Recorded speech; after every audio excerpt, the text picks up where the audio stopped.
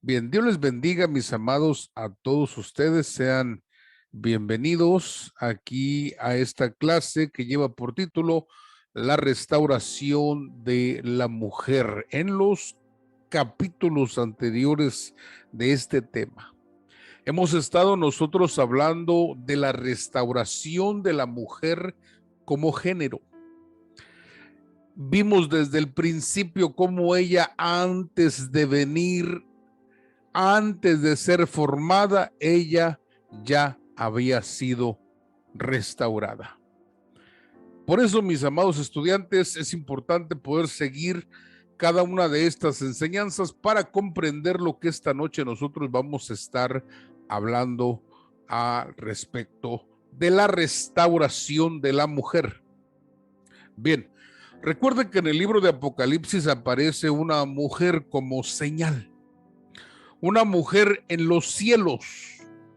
Esa mujer en los cielos tiene una representación, ya que debajo de sus pies tiene la luna y sobre ella tiene el sol. Tiene 12 estrellas y es una representación de una entidad femenina. Recuerde que el Señor Jesucristo tuvo sus 12 discípulos, sus 12 apóstoles, los cuales fueron los encargados de la expansión, de la propagación de este poderoso y majestuoso evangelio. De manera, mis amados estudiantes, que este tema que estamos compartiendo esta noche lleva como título La restauración de la mujer. Vamos a ver en qué aspecto es una restauración para la mujer. Bien, vamos a ir a las escrituras, no sin antes mencionarle que la mujer está siendo restaurada como entidad espiritual en las regiones del cosmos, del universo, en las regiones celestiales. Y usted ve aquí la constelación de Virgo, que representa a la mujer. Cuando nosotros hablamos de las constelaciones, mis amados estudiantes, estos astros, estrellas que dan formación a cierta señal, nos habla lo que está escrito en la palabra de Dios. Los cielos cuentan la gloria de Dios y el firmamento anuncia la obra de sus manos. De manera que cuando hablamos de las constelaciones, estamos hablando de los mensajes que Dios envía a través de cada constelación de estrellas. Pero Satanás se ha encargado de ensuciar todo este conocimiento. El reino de las tinieblas se ha encargado de apoderarse de cierta información, cierto conocimiento, y lo tuerce para que la gente hoy en día caiga en lo que es la adivinación y etcétera, etcétera, etcétera. Lo cual, mis amados estudiantes, es absurdo. Ese es el reino de tinieblas, pero en un principio las constelaciones eran señales y mensajes de parte de Dios para testimonio de la humanidad.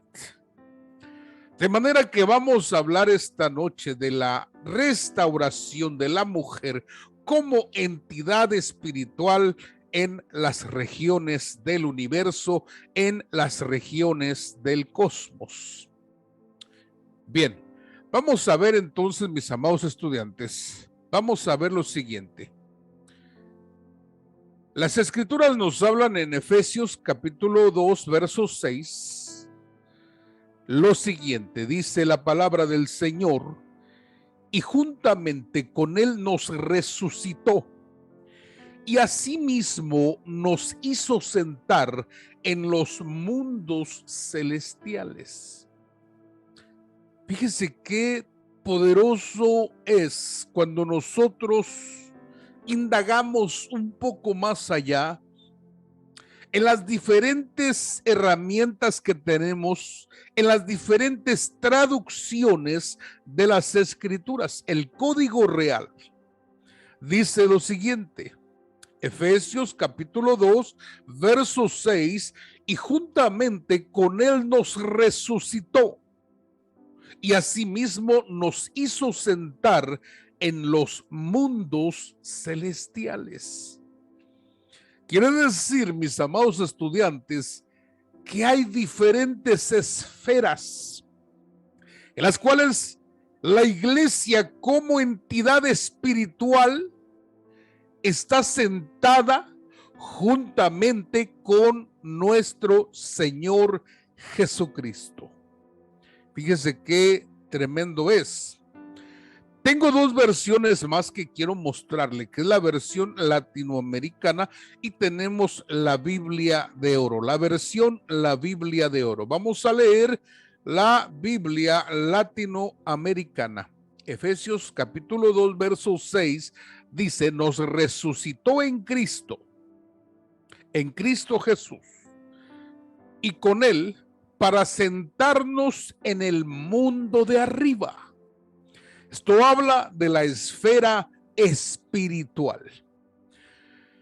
La versión de la Biblia de oro dice lo siguiente: y nos resucitó con él y nos hizo sentar sobre los cielos en la persona de Jesucristo.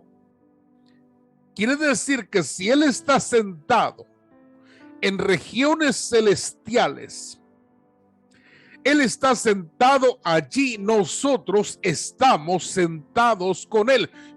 Para poder estar sentados, como dijo el apóstol Pablo, en lugares celestiales, en los mundos celestiales o en el mundo de arriba, el mundo espiritual. Entonces, dése cuenta qué poderoso es que el Señor restaura a la mujer como una entidad espiritual, hablando de toda la iglesia que ha sido nacida de nuevo. No hablo de denominaciones, no hablo ideologías, estoy hablando de los que hemos nacido de nuevo, y el Espíritu Santo nos da testimonio de que somos hijos de Dios. De manera que recuerde usted que nosotros hablamos de que a la mujer le dieron 3 nombres. Le dieron el nombre de Adán, le dieron el nombre de varona y le dieron el nombre de Eva. De manera que hablamos en el estudio anterior que la mujer de gobierno es la mujer Adán, que la mujer auxiliar es la mujer varona y la mujer pregonera es la mujer Eva. De manera que nosotros nos damos cuenta que la iglesia de Cristo camina en estas 3 facetas. Dese cuenta, nosotros como iglesia caminamos en estas 3 facetas. Vamos a ver de qué manera fue. Recuerde que la primer mujer que cayó, que fue la creación preadámica, ¿verdad? La mujer de gobierno juntamente con el varón cayeron. Después vino la mujer auxiliar, la cual cayó y fue expulsada y terminó siendo la Eva. Fíjese qué tremendo. De manera que la mujer de gobierno cayó, la mujer auxiliar cayó y la mujer pregonera se encontraba fuera del huerto, también caída en concupiscencia. Recuerde que el Señor dijo que la participación del árbol del conocimiento del bien y del mal les traería muerte a estos personajes, lo cual tuvo su cumplimiento. De manera que tenemos entonces a la mujer de gobierno caída, a la mujer auxiliar caída y la mujer pregonera caída también. Bien, vamos a ver esa restauración como entidad espiritual en las regiones del cosmos, del universo. Vamos a ver cómo fue esa restauración, cómo ha sido esa restauración. Recuerden que nosotros hablamos que hay un templo en cada uno de nosotros. Dice la escritura que nosotros somos templo del Espíritu Santo, pero el templo, mis amados estudiantes, tenía 3 lugares. Tenía el atrio, tenía el lugar santo y tenía el lugar santísimo. De manera que Dios trae una restauración primeramente a la iglesia como entidad espiritual femenina. Trae una restauración primeramente como pregonera. Mateo capítulo 28, verso 19 dice: por tanto, id y haced discípulos a todas las naciones, bautizándolos en el nombre del Padre, del Hijo y del Espíritu Santo. Fíjense cómo comienza la restauración de la iglesia como entidad femenina, es la restauración de la mujer pregonera. La mujer pregonera, por eso la iglesia ahora tiene la tarea de anunciar, de exponer, de ofrecer el evangelio a los que están cansados y cargados. Qué tremendo es. Son etapas, son facetas. Fíjese qué maravilloso. Pero después tenemos la restauración de la mujer auxiliar, es decir, la varona. Recuerde que la varona era auxiliar de Adán dentro del huerto. Era auxiliar, era la ayuda idónea. Y cuando hablamos del huerto, estamos hablando del lugar santo. Recuerde que en el lugar santo estaba el incienso, el altar del incienso, la mesa de los panes y se encontraba el candelero de 7 brazos. Bien, en la restauración de la mujer auxiliar, que es otra faceta de la iglesia donde está siendo restaurada, Efesios 3:10 dice: para que la multiforme sabiduría de Dios sea ahora notificada por medio de la iglesia a los principados y potestades en los cielos. Recuerde que hablamos que la mujer auxiliar, la mujer del lugar santo, es una mujer que enseña. ¿Por qué? Porque tiene el candelero, que es la luz, que es la revelación. Tiene los panes, que son la liberación. Y tiene el incienso, mis amados, que es la adoración. Enseña la adoración, la oración y la intercesión. Fíjense qué tremendo es. De manera que son facetas en las cuales la iglesia está siendo restaurada.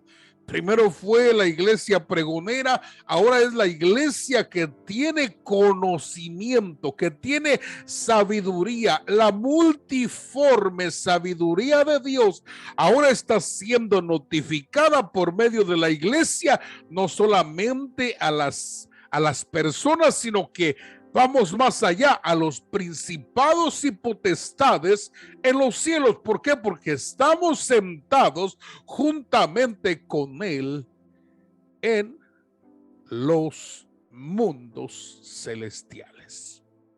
Wow. Quiero que usted me preste mucha atención a lo que estamos hablando. Bien, tenemos entonces número 3 sería, pero recuerde que vamos de 3, 2 y 1. Vamos de atrás hacia adelante. Tenemos la restauración de la mujer de gobierno, que es la Adán. porque en el principio al varón y a la hembra le dieron la tarea de gobernar el globo terráqueo. En la formación de Adán, Dios formó del polvo de la tierra y entonces sacó a la mujer, a la Isha, la sacó del costado y entonces Adán le llamó varona. Pero solo gobernaban en el huerto. Y después viene la Eva que fue pregonera, pero en una condición diferente, en una condición caída. Entonces en la restauración comienza por ahí el Señor, en la iglesia pregonera, después en la iglesia que se convierte en notificadora, en maestra. Pero viene una etapa diferente, mis amados estudiantes, donde la iglesia va a ejercer un gobierno total. Apocalipsis capítulo 5 verso 10 dice la escritura: y nos has hecho para nuestro Dios reyes y sacerdotes y reinaremos sobre la tierra. Fíjese qué poderoso es. Efesios 1:22 dice: y sometió todas las cosas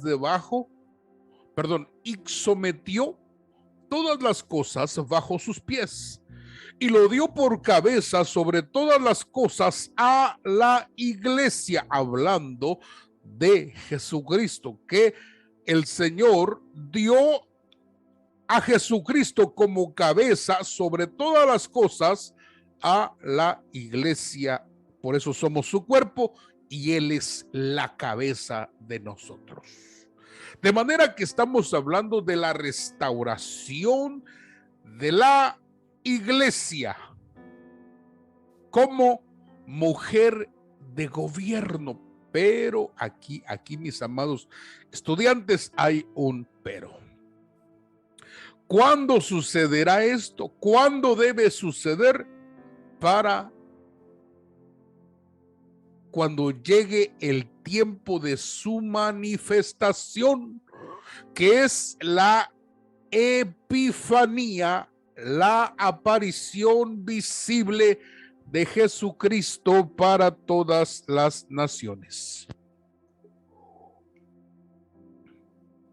Déjeme decirle que cuando la Escritura nos dice que estamos sentados juntamente con Jesucristo en lugares celestiales, lo primero que pensamos es autoridad. Lo siguiente es gobierno.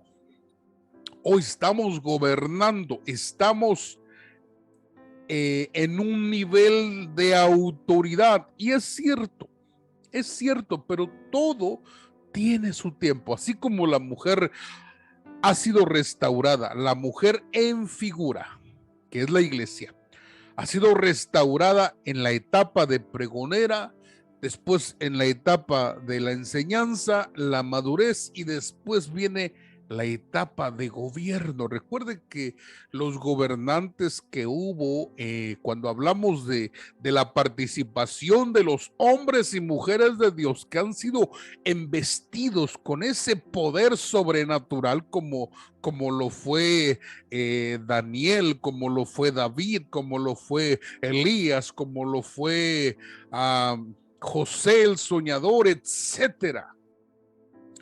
Todos fungieron dentro de un propósito e influenciaron, ciertamente influenciaron a los gobiernos, gobernantes y reyes. Influenciaron a las multitudes, a las naciones, a los pueblos enteros. Ahí vemos un Elías que le dice al pueblo entero: ¿por qué caviláis en vuestros corazones? Si Jehová es Dios, seguidle; si Baal es Dios, seguid a él. Pero tengan una definición. Y entonces usted conoce la historia: desciende fuego del cielo y el pueblo dice: solo Jehová es Dios.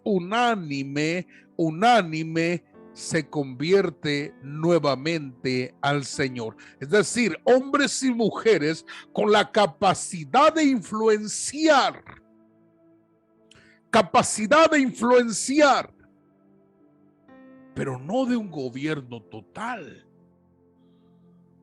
Porque José el soñador fue segundo de Faraón. No fue totalmente el gobernador. Fue parte del gobierno, pero no fue el gobierno principal. ¿Por qué Dios no lo colocó como gobernador principal? Si había capacidad, si había sabiduría, etcétera. ¿Por qué Daniel no quedó como un gobernador principal, sino que participó solamente y de esta manera influenció?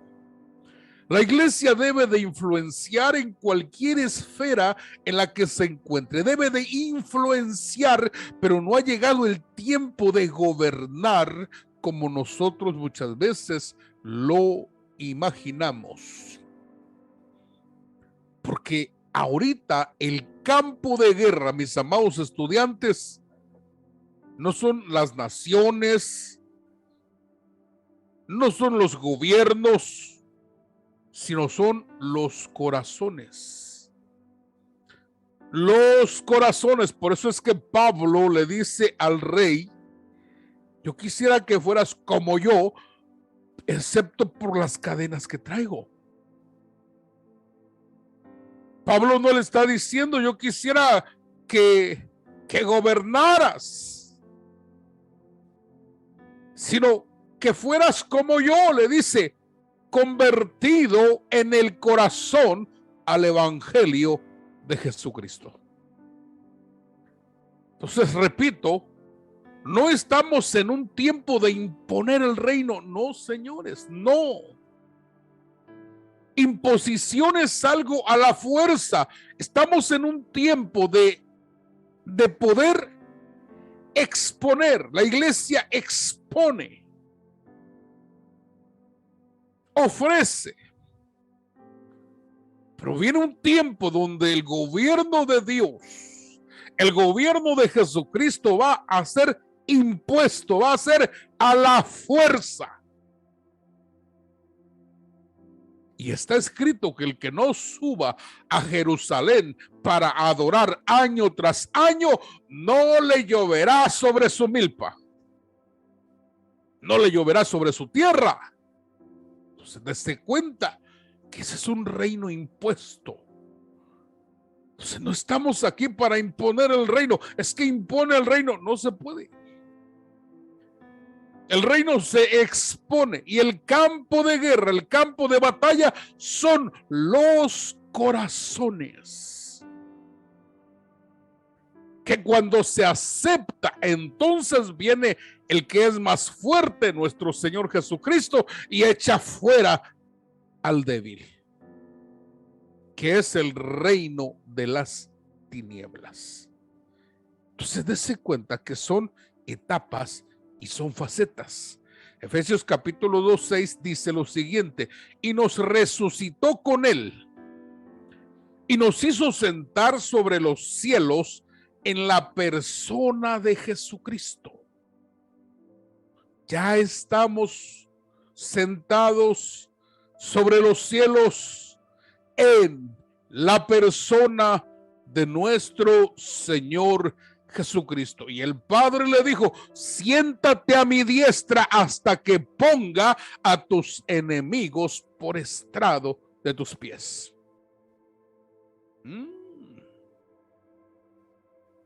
No lo mandó a guerrear porque él ya ganó. La guerra, mis amados estudiantes, ya está ganada. Hay batallas,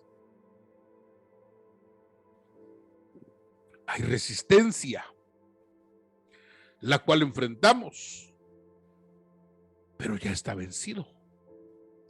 Porque la Escritura nos dice: resistid y él huirá de vosotros. Entonces yo quiero, por favor, amado estudiante, que usted medite estas cosas.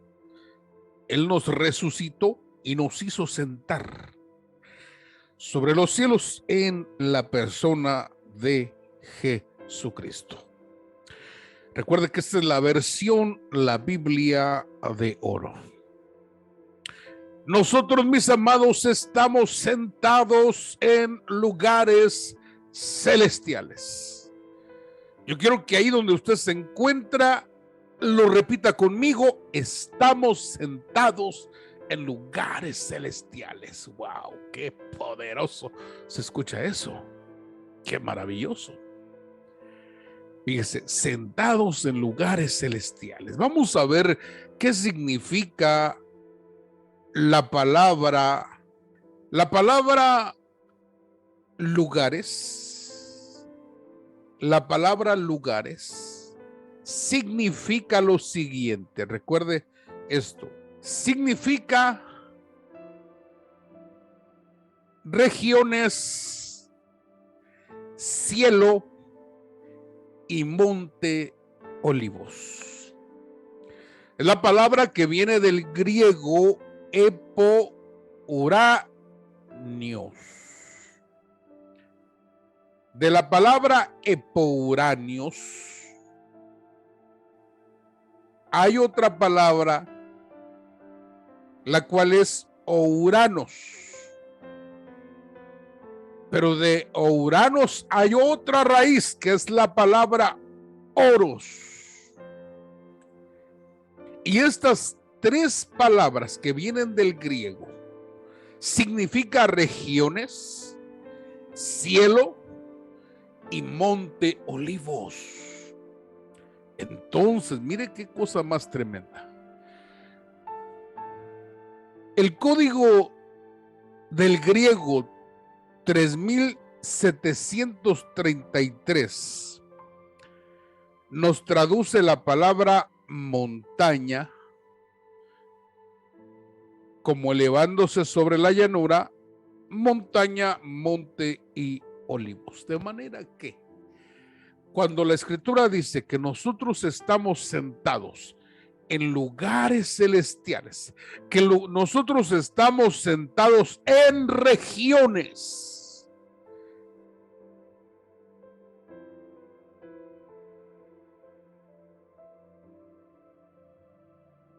no es otra cosa sino estar sentados en el monte de los olivos.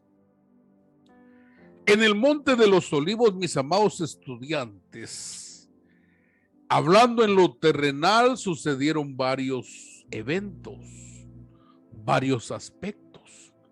Lo que usted está viendo en esta gráfica es el monte de los olivos, el monte terrenal, donde nuestro Señor Jesucristo subía.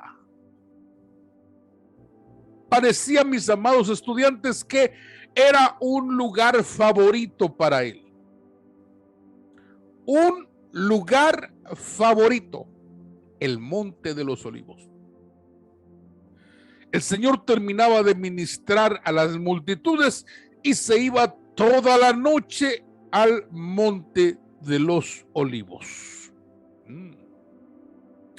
Quiere decir que si hay un monte de los olivos terrenal, entonces, mis amados, hay un monte de los olivos celestial.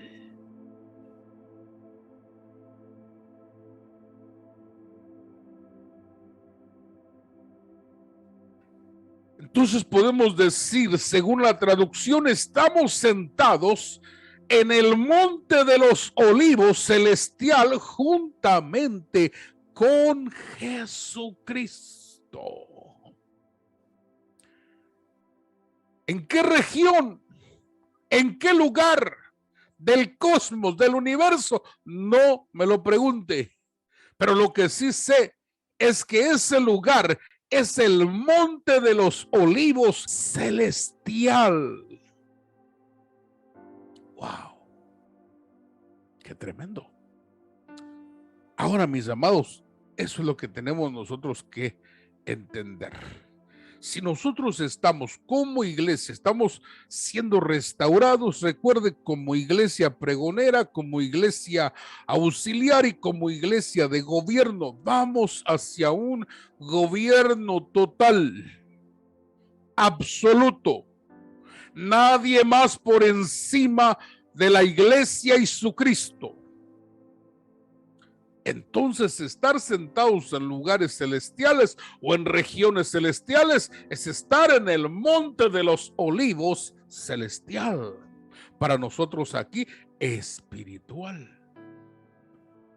Y vamos a ver 5 aspectos que quiero que me siga, por favor.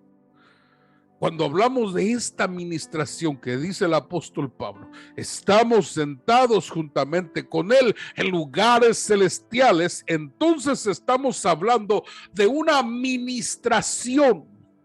Nosotros vamos a una administración. Cuando estamos sentados con él, hay una administración para nosotros, cosas que ocurrieron en el Monte de los Olivos a continuación.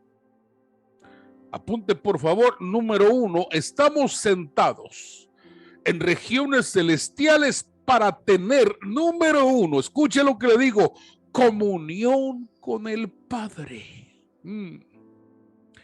Lucas capítulo 21 verso 37, y enseñaba de día en el templo y de noche saliendo se estaba, escuche con atención, se estaba en el monte que se llama de los Olivos. Yo le he dicho a usted que cuando ore, usted no se quede en la tierra. Cada que usted ore, no se quede en la tierra, suba a una dimensión espiritual. Vaya a una experiencia celestial con el Señor. Mire qué tremendo. Entonces Jesús, mis amados, se iba al monte de los olivos, pero de ahí él se subía al monte de los olivos celestial, espiritual, perdón. Subía al monte de los olivos espiritual, porque ahorita él ya está sentado allá. Y nosotros con él en su persona. Lucas 21:38 dice, y todo el pueblo venía a él por la mañana para oírle en el templo. Eso nos habla de un aspecto muy importante, mis amados estudiantes. El término comunión hace referencia a participar en lo común. Puede tratarse de un trato familiar en la comunicación o de una congregación de personas con intereses o creencias afines. Entonces nosotros estamos sentados en regiones celestiales, número 1, para tener comunión con el Padre Celestial. Y si nosotros entramos en esa dimensión de comunión con él, fíjese qué cosas van a acontecer.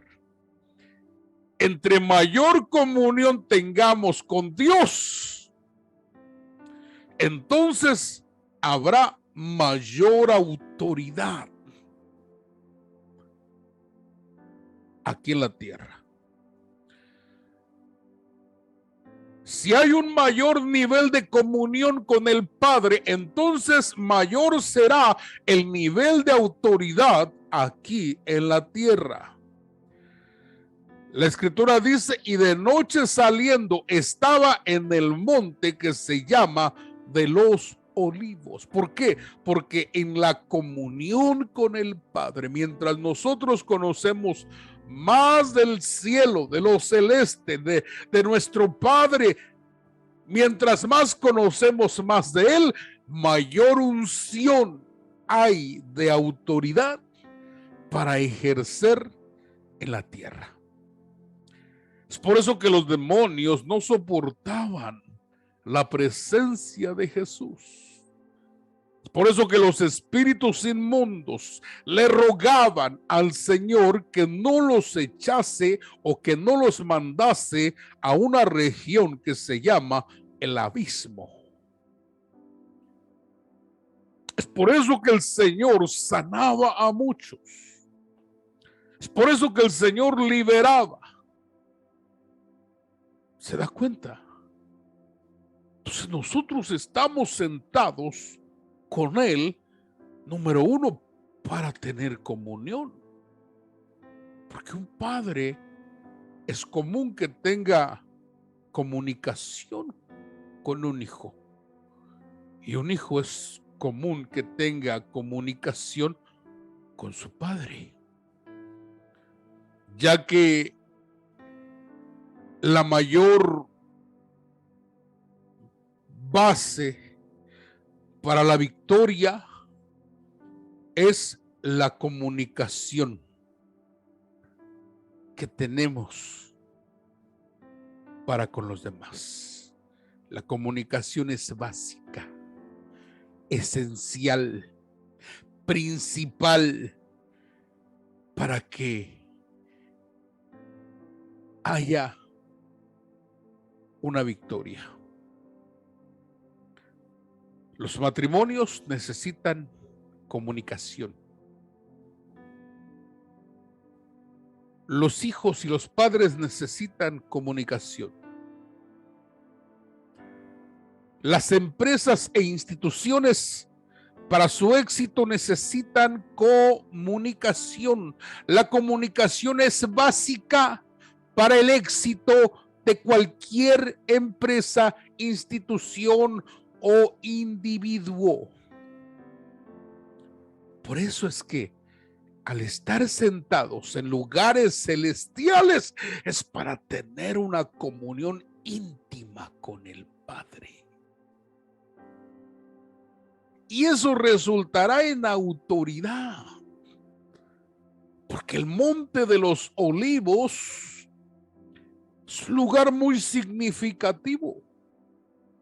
En el Monte de los Olivos se quemaba la vaca roja para purificación de los que habían tocado muerto. En el Monte de los Olivos se ungía a reyes y sacerdotes. Su nivel de unción, de poder, de autoridad, pero principalmente de comunión y comunicación. Bien, número 2. Estamos sentados en regiones celestiales para discernir la potestad del engaño. Marcos capítulo 13, verso 3 dice: y se sentó en el monte de los olivos frente al templo, y Pedro, Jacobo, Juan y Andrés le preguntaron aparte: dinos cuándo serán estas cosas y qué señal habrá cuando estas cosas hayan de cumplirse. Y Jesús lo primero que responde, escuche con atención, lo primero que responde es: mirad que nadie os engañe. Entonces, aquí hay un principio. Antes de conocer la revelación de los acontecimientos, antes de conocer las señales, antes de todo esto, necesitamos primeramente discernimiento para no ser engañados por la potestad del engaño que se mueve desde el principio. Entonces Jesús le está advirtiendo al ministerio apostólico: mirad que nadie os engañe. Quiere decir que hay gente engañada hoy en día. Y desde la cabeza, engañados. Mirad que nadie los engañe. ¿Por qué? Porque mire qué tremendo. Nos hemos ido por las señales. Oh, si tiene milagros, wow. Si tiene unción, wow. Si tiene profecía, wow. Pero ¿qué del discernimiento? Jesús dijo: antes de que sepan todas estas cosas, antes de que entiendan las revelaciones de lo profético, de lo porvenir, no sean engañados. Usen el discernimiento del Espíritu. ¿Para qué? Para no ser engañados. La falta de discernimiento, mis amados estudiantes, es terrible hoy en día. Pablo dijo lo siguiente a los Corintios, capítulo 11, verso 19. Ustedes son tan inteligentes que con mucho gusto soportan a los locos. Aguantan a quienes los tratan como esclavos y se aprovechan de ustedes, a quienes los engañan y desprecian, y a quienes golpean, a quienes los golpean en la cara. ¿Sí o no acontece esto hoy en día? Gente que hasta ha puesto la mano encima de otros. Y dice Pablo, ustedes los reciben. ¿Por qué? Porque no tienen discernimiento. A cualquiera reciben porque no tienen discernimiento. Y el Señor Jesús dijo en el Monte de los Olivos, mirad que nadie os engañe. Tremendo. Bien. Número 3, mis amados, estamos sentados en regiones celestiales para vencer la tentación. Wow.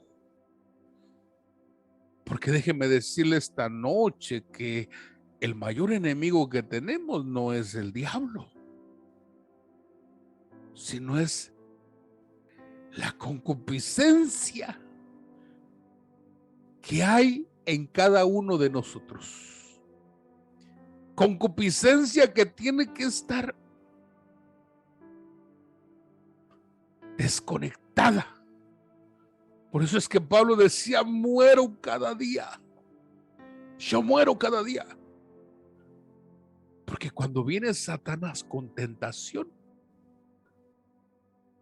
dice el apóstol Santiago que cada uno es arrastrado según su propia concupiscencia si se encuentra caminando en la carne.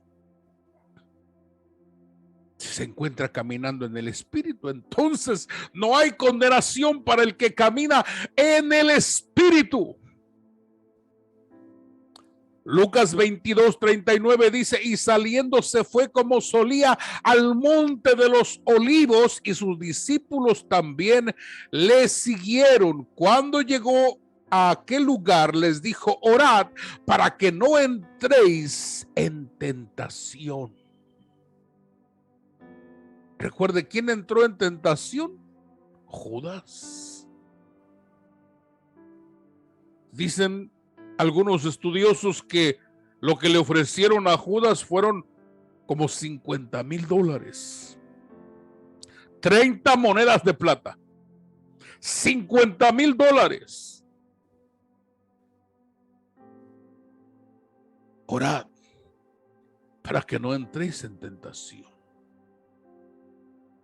Recuerde que la prueba viene del cielo, pero la tentación la fabrican en el infierno.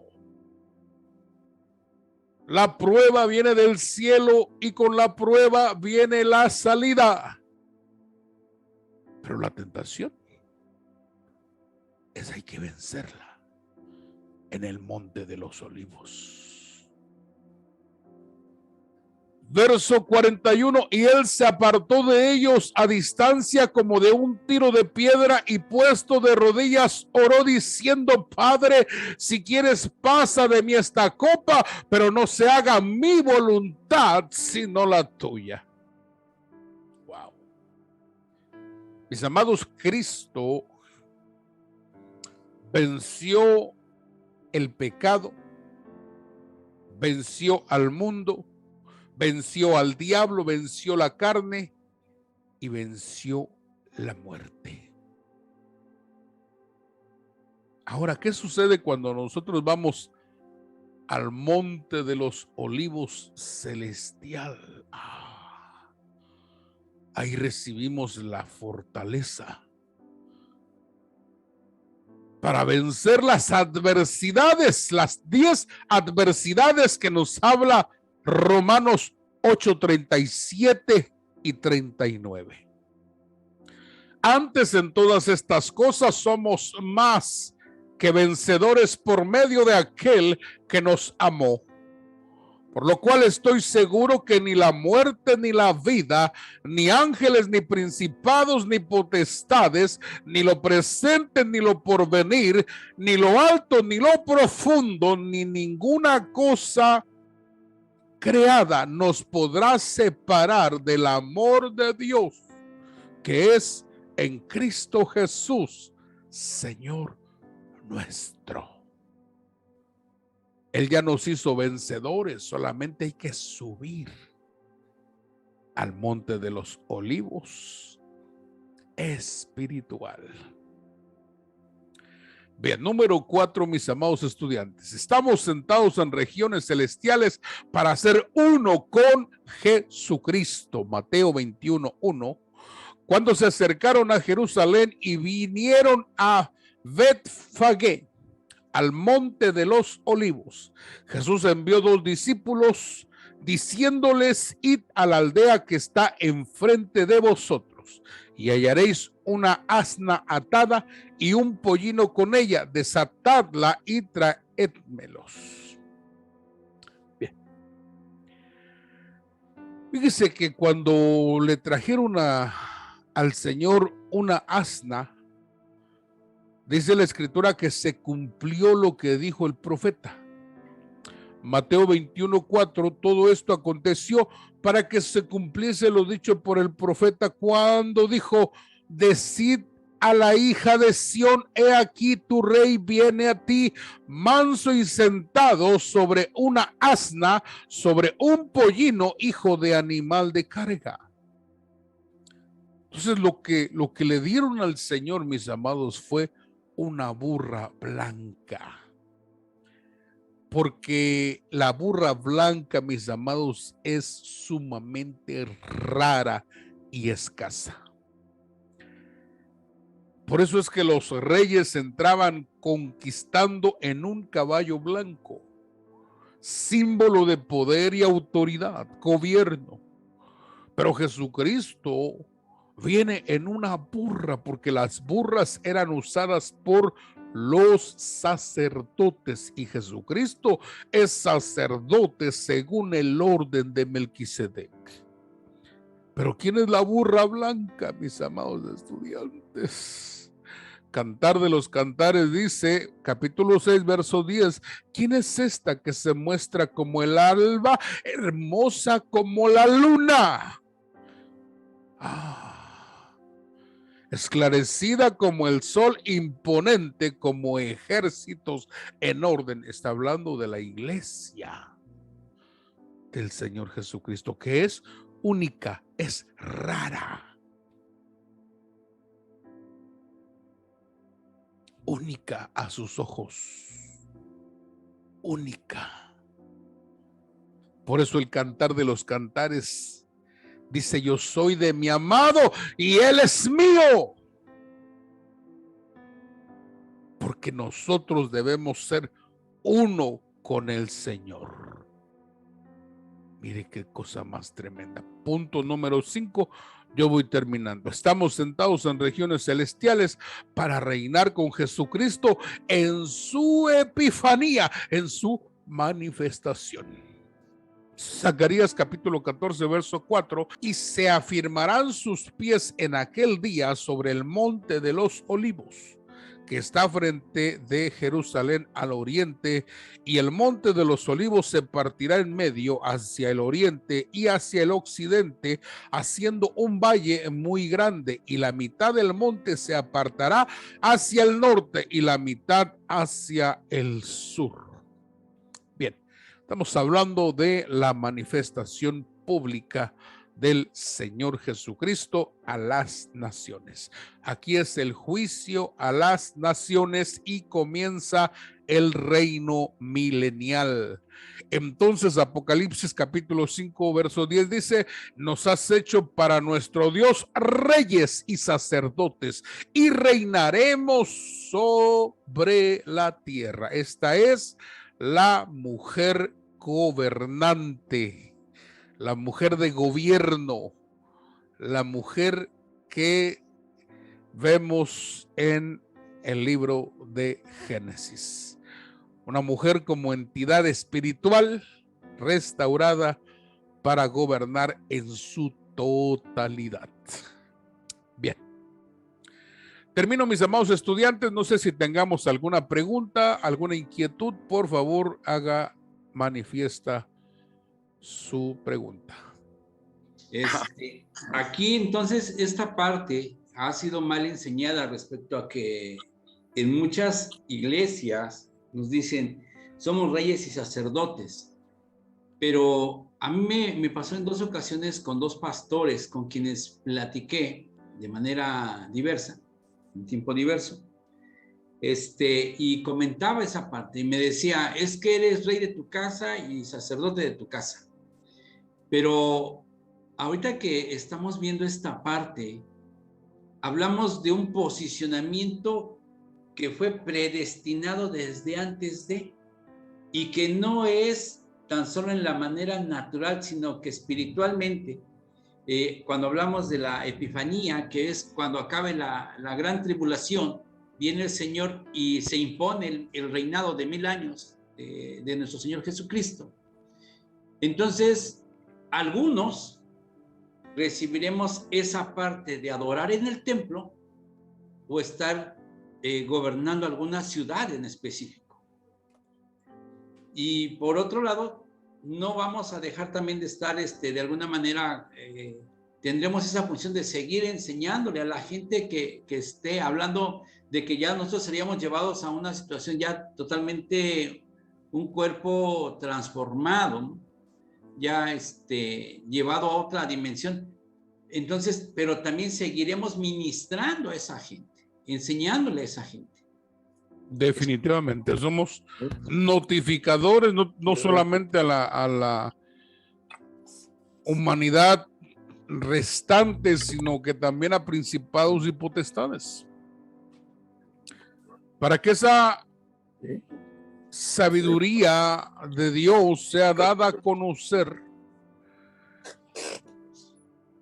a principados y potestades. ¿Es correcto, Pastor Carlos?